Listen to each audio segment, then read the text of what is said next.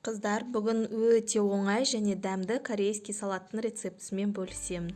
Ол үшін бізге жарты килограмм сәбізді крупная теркадан өткізу керек болады. Жарты килограмм сәбізді мінекей ұзын ғып крупная теркадан өткіздім. Және де бір 100 граммдай капуста керек. Кішкене ғана капуста. Осы капустаны крупный кубиктарға бөліп шығасыздар.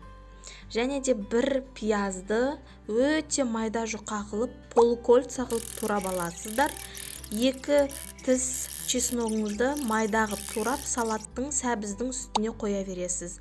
1 шай қасық бұрыш, 1,5 шай қасық тұз, жарты шай қасық қызыл бұрыш және де 1 шай қасық толтырылған куркумаңызды қосасыз. Енді қызып тұрған майға жаңағы пиязыңызды қызарғанша қуырып аласыз. Май көп болу керек, аз болып қалмасын.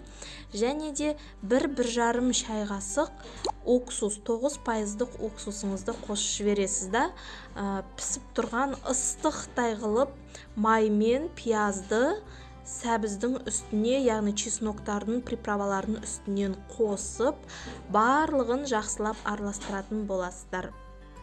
Және де осы салаттың үстіне жаңағы тураған капустаңызды бөліп арасын ашып қосып, барлығын жақсылап араластырасыздар. Неке қыздар, біздің салатымыз дайын. Бұл салатты өте оңай. Бір капуста, кішкене ғана капуста және де сәбіз ғана керек болады сіздерге. Өте дәмді. Енді прям қазір мен сіздермен бірге дәмін көретін боламын.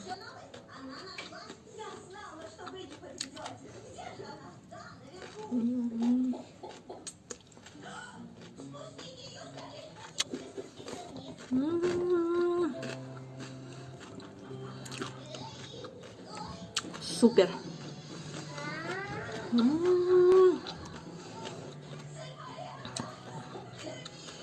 Өте дәмді.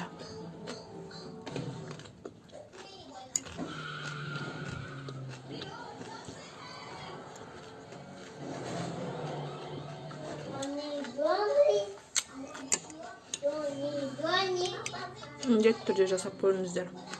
Және де каналыма тіркелуді ұмытпаңыздар.